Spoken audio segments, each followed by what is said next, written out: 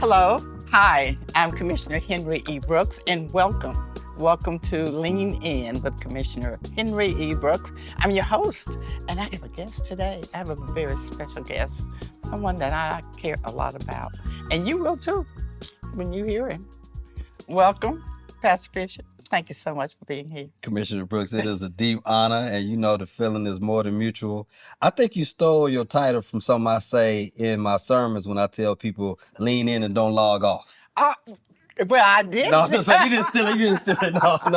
No. But it's, Great minds think alike. I was about to say, and you know, we had that Yeah. Black militant liberationist synergy for quite some time. So salute to you for your legacy and your leadership. Wow. And all of the trailblazing work that you've done for decades, and of course to be where you are in the commission right now, and for such a time as this. For such a Yeah. is that kind of like Esther? Yeah, it is. There you go. Look, you read a book or two.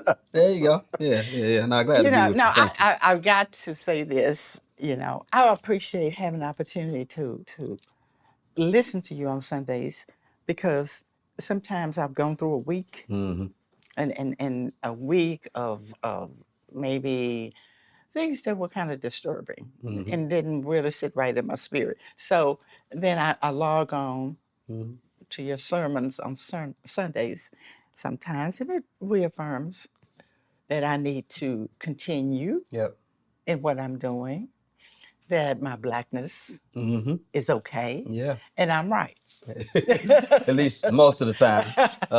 So I am glad when I do see you log in. I have seen you log in several times, right? So I've seen your name pop up on the stream, and you would be somebody who I think is kind of like a model Abyssinian. And so part of what we aim to do is provide inspiration and information to people who are working in our community and on behalf of Black folks. What we And there's need. no question that you are. And so I'm glad that you are able to get, some of what you are looking for from a spiritual standpoint and even from a social standpoint. And so thank you for all of your presence and your support over the years for me and for Abyssinia. So thank you. I'm glad we're able to provide some of that for you. Well, I'm glad. I'm just glad to get to know you. You're a young fellow. That's relative now. That's relative, but I receive it. I say that because I guess I miss being around. Maybe I shouldn't say because I'm around young people all the time, but young people with your mindset. Okay, Yeah. with the consciousness that you have, Yeah. no disrespect, no shade on anybody, Right. but I come from the old school where all of us had that consciousness, and we connected all the time on every level. So nowadays I kind of miss that, but I want to just kind of let our viewers know a couple things. I know everybody know you, but just to remind them, Yeah. Up the Vote Up the Vote 901, 901, yeah, we okay, founded the Up the Vote People's 901. Summit, The Memphis okay, People's Summit. Abyssinian Missionary Baptist Church. Is it missionary or Baptist church? It's Missionary Baptist Church. We Okay, usually just say okay. Abyssinian Baptist Church. Senior pastor, Yep. okay, and now a new title, Yeah. adjunct professor. No, I'm actually the assistant professor. I'm Oh, a full-time professor okay. of religious communication and Africana studies at my alma mater, Oh, the Lemoyne wonderful. College, and the inaugural dean of chapel. Oh Yep. my goodness! Now you talk about me being busy. Yeah. How did you have time? I'm thankful. I always thank God that my wife Denise keeps me grounded, and gives me some balance in the midst of so much chaos in terms of the responsibilities from pastoring and now as professor and then community organizing and all of that kind of stuff. So I think it's by the grace of God. You know what? And I can just what do you say? Co-sign that. Yeah, Because yeah. that's what I say. By the grace By of the God, grace of God. He wants you to do that. And I want to kind of segue to some things that I want to hear your perspective on. As you know, I sit on the county commission, of course, and we've had some things going on the county commission. Yeah. I just want you to share with our listeners and our viewers. Sometimes we get into positions, and we get kind of a little caught up, on a daily basis or whatever. You get caught up in what we're doing, who we are, Yeah. and Or who we think we are. Yeah, no, who we think we are. right. So, in some of the things, I believe that the public needs to get some understanding and clarity about. Sure. And let me just go right to it, Yeah, okay? go ahead. Yeah. Monday night, Mm-hmm. November 17th, there was a lot of disrespect, Yep. the loss of civility, Yep. meanness. It was totally not us Right. as Black people. Right. And when I say not us, I know what that looks like Mm-hmm. because I'm 76 years old Mm-hmm. and I know how we act. Mm-hmm. And Monday night was totally not us. Yeah. There was a horrible scene. Commissioner Ford Mm-hmm. disrespected the chair, Yep.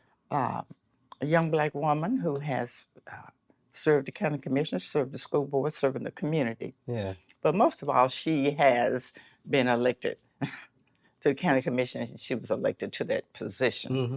And she was totally disrespected Yeah. for no reason. I need you to talk about, in general, how do we disagree? How do we agree to disagree? Mm-hmm. And how do we act in public toward each other? Yeah, so one I could say, Dr. Edmund Ford and I go back probably about 20 years. Mm-hmm. We taught together at Strayer University. Mm-hmm. He is the commissioner in the district that I live in, Mm-hmm. where the church is. He and I have had several candid conversations, and I know, well, I'm confident that all the stuff I'm about to say, he would say, I either have said to him or will say to him. He's just dead wrong. Mm-hmm. Absolutely wrong, completely disrespectful. And I can understand that he may be dealing with a lot of emotional and kind of personal things Yes. that might have contributed. I don't know, and I'm definitely not making an excuse to it for it. But what I do believe we need to do a better job of reclaiming is the full scope of humanity for all of our people, even in elected office. And I know that we are in a very volatile and toxic political climate. And so the last thing you would want to see is Black folks being that dismissive, that badgering, that disrespectful, that condescending to each other, no matter what the subject matter is. And I think what this moment calls for amongst us is a much more politically and emotionally mature presentation, even when we have deep disagreements about how to move forward on certain items. And so I think it was extremely disappointing. I think he owes not only Commissioner Avant, but the people of District 9 an apology. And what I would have wished is when we have those kinds of feelings towards each other, and I've said this to many of our elected officials, those are governance conversations you have offline, you have directly with the person. Absolutely. And you do not cause such a public and political spectacle that now, instead of us talking about why the budget was not passed that would have increased the tax revenue and possibly would have had the commission in a position where they're not concerned about making payroll. Absolutely. Instead of us having that kind of conversation, Absolutely. we're having a conversation about personal attacks. About personal attack. And that's what I want you to help the public to understand. I come from the perspective that, and I know you mentioned District 9, but I felt disrespected as a Black woman, even though the attack was not directed toward me, but I'm a Black woman. Yeah. So when you attack one, you attack all of us. Yeah. Every Black woman not in the room was attacked. Yeah, I would say every Black person. Absolutely. And I would definitely affirm the specificity of the Black woman because you cannot dismiss those gender dynamics. Right, absolutely. And the way that fed into a kind of caricature and stereotype He called it out of Black male leadership is so disheartening. Yeah. That again, I just feel like those are things that should not ever really happen at all, but damn sure shouldn't happen in public. Absolutely. In a space that calls for a level of decorum and a respect for the office, even if you are not necessarily fond of the person holding the office. Absolutely. Because at some point, no matter who was in that office, and I've seen him, and I'm talking about Dr. Ford, be much more deferential and affirming to white male leadership That's his pattern. than he was to, this black sister, or, him and Mayor Harris have had their spats. And I even wrote about this saying, we need to stop with some of this public infighting. And again, I would hope that at some point, not only would cooler heads prevail, because I would give space. I think you probably remember several months ago, early on, when there was a kind of rift internally between some of the people on the Democratic caucus. And I was like, hey, y'all need to stop fighting this out in public. Y'all need to get in the side room with the proper, following the proper protocols with sunshine laws and all of that stuff, right? Definitely don't violate any of those legalities. But it's clear that at least 4 or 5 of the Republicans have some space where they're having some conversation where that stuff does not become a public spectacle. We make it all about us, and I try my best, being the oldest person in the room 2 or 3 times. I've said to them, and I'm from that school, and that's why I love you so much. And we have that same kind of consciousness whereby we know that we take that kind of business and handle that, personal business, in the closet, in the office. We don't bring it to the public, and that goes for anything. Politics is strictly business. It's not personal, and it's transactional.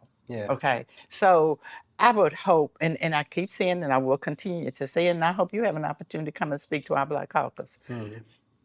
We do not have to like each other to work together. It would be ideal, but if we don't, we are there to do the people's business. And there is a lot of business that the Black community needs to have handle. And most importantly, dollars, money needs to come into our community. So, one of the reasons I was just so happy that you agreed to come is because I know that people will listen. They'll hear. They need to understand what actually happened Monday night and what should have happened, how that should have been, what was wrong about it, and how it should have been addressed. So even when you start talking about technical formalities, Robert's Rule of Order was one of the things that the commissioner kept bringing up. I don't ever believe those kinds of rules and laws should be leveraged in a way that allows someone to be disrespected and dehumanized. That's not the spirit of a rule of a law. It's not. Or a law. And so I just think that that's wrong. The last thing I'll say about that is something that I've been saying in some of the recent television interviews about just the political landscape and what's happening. And I think we've bought too much into the popularity contest of politics. That's it. And people end up in their echo chambers. And with there being, almost 1 million people in Shelby County, it is not hard to find 500 to 1,000 people who agree with you on any item with any perspective. And I think when people end up in those kind of echo chambers, what ends up happening is they think more highly of themselves than they ought, or maybe even more highly of their ideas than they ought to. And so they start saying what they represent in terms of the community. And you might have a constituency that fits within that framework, but I bet you $1 million that you also have other constituents who think differently. And so when you talk about, Commissioner Brooks, when you start talking about doing the will of the people and the work of the people, I think we have to do better with getting people in office that understand the broader scope of the people who they represent, even the people who didn't vote for them. But our turnout has been so abysmal that you have factions who feel like they have much more of a mandate than they actually have. And they end up yielding more power than they actually should.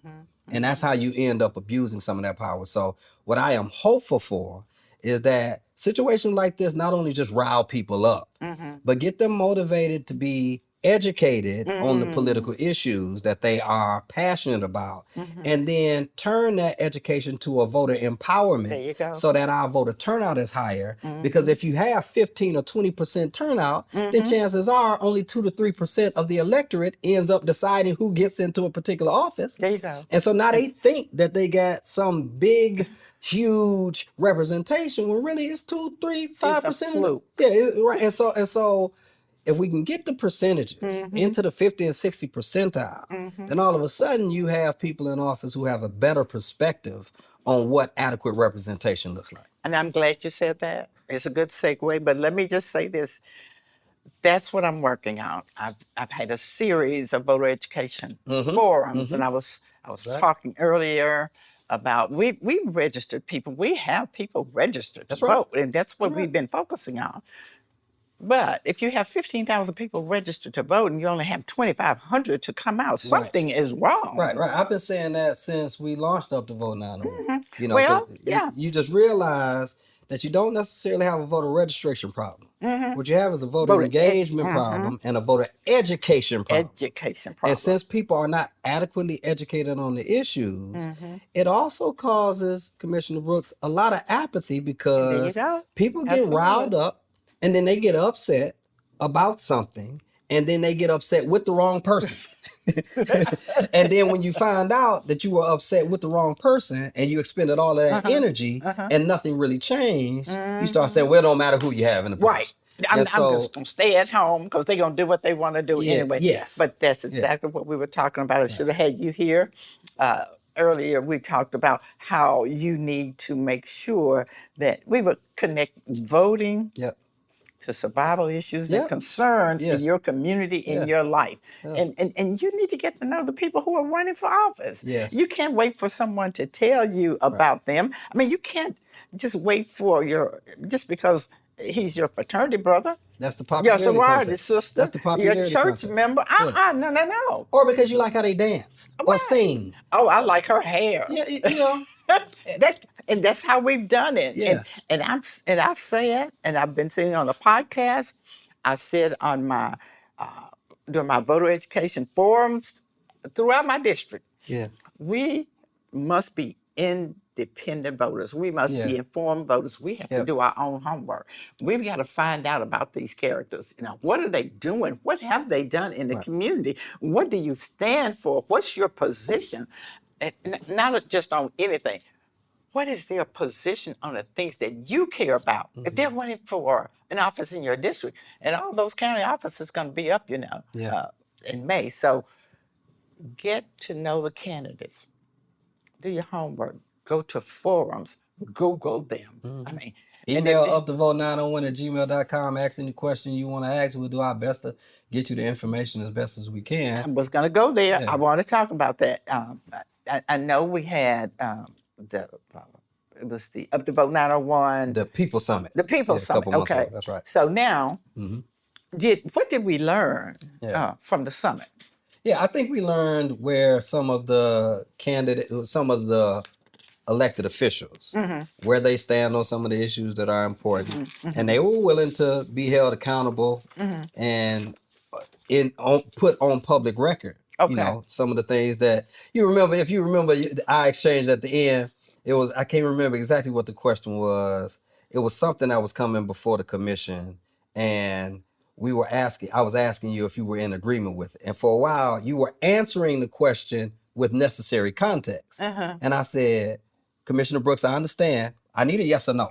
Please explain, right? And then you said, well, yeah, I can't remember whether it was yes or no. But see, that's what we provided there. Like you get because I understand that some of our elected officials sometimes feel cornered, right? And you feel like, I can't say this without saying these other parts. And then sometimes people will not allow for the elected official to provide the broader scope of rationale. And so, Up to Vote, we don't do that. And so I was definitely pressing you and your colleagues, Mm-hmm. when it comes to a question, let's just say, do you think that the taxes should be raised? You got every right to explain why you think they should or should not, but it's our responsibility to make sure that you are clear in saying, yes, I think they should be, or no, I think they should. Well, let me just kind of put this on the table for sure. I never feel cornered. I really don't. I am very confident in my record. Good. I'm confident in the work that I do for the people, but that's the teacher in me. Yeah.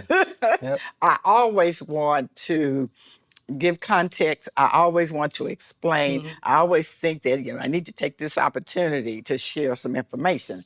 But that's important to do that. So how will that inform what you do coming up, the People's Convention? Yeah, so I'm glad you asked that because I need to make some clarifications, Okay. right?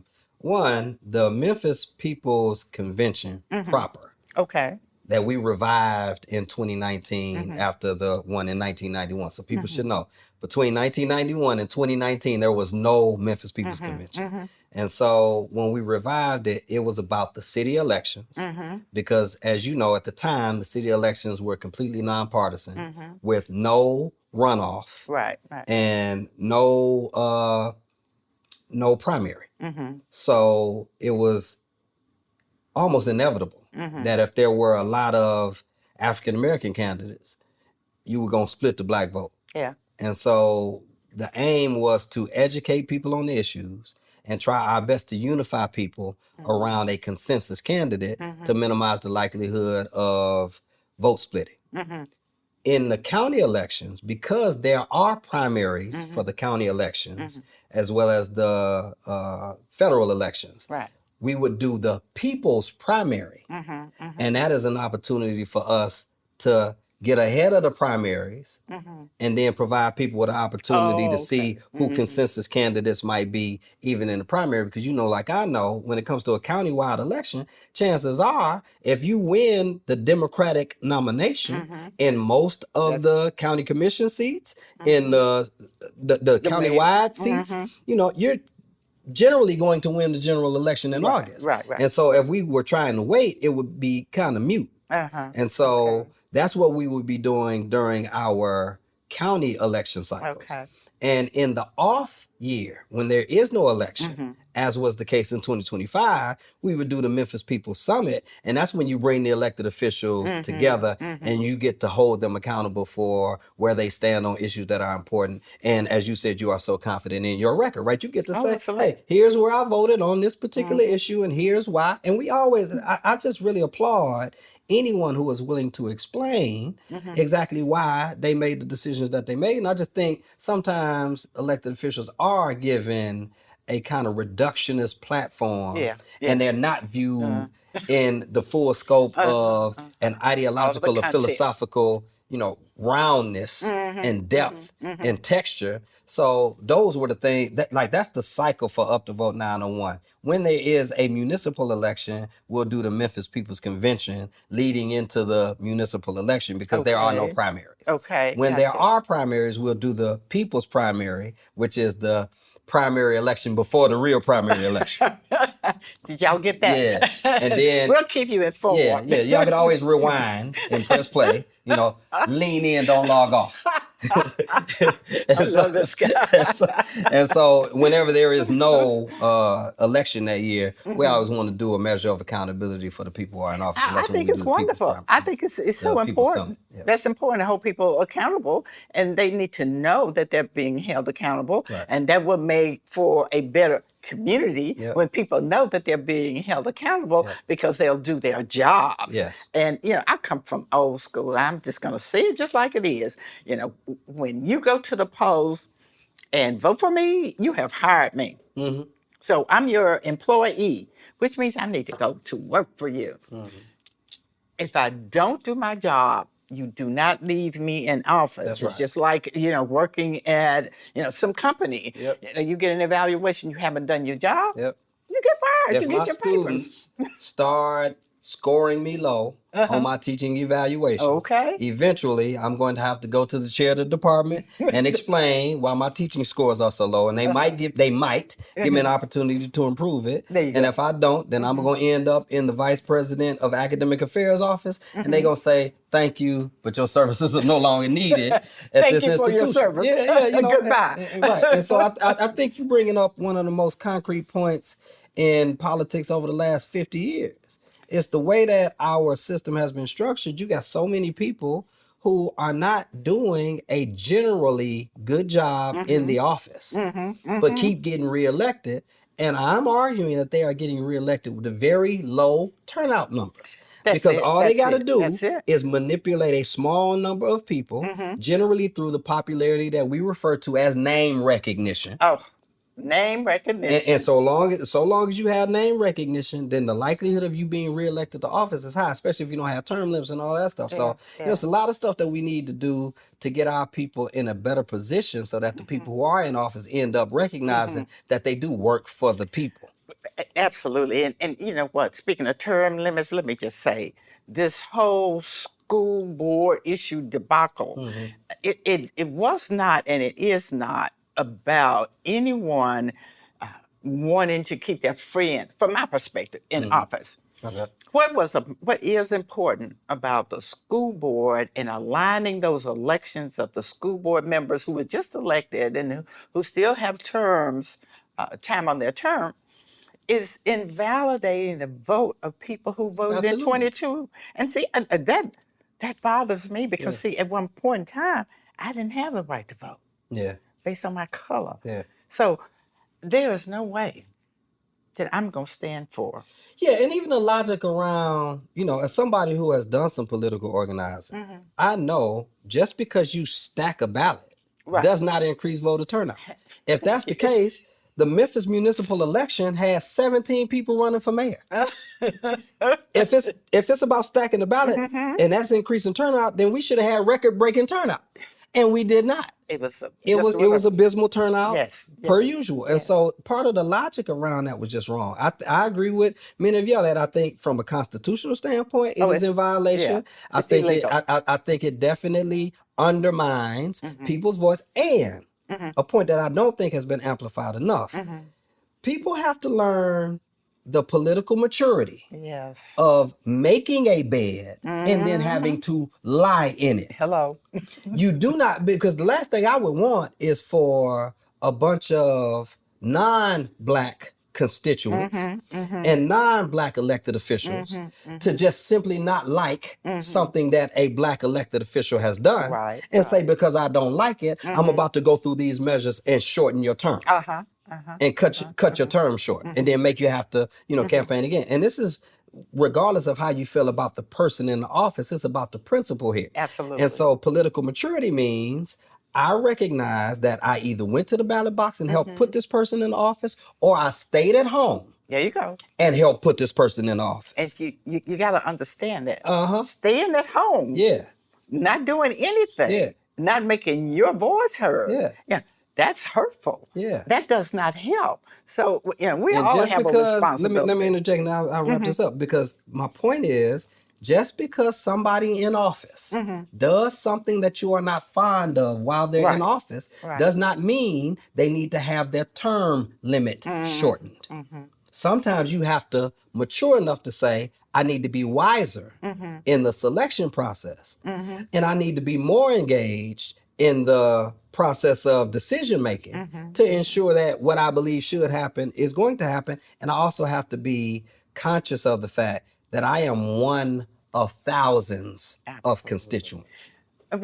What you just said says to me, I need to remind people, politics is not personal. Yeah. Just because someone is that business.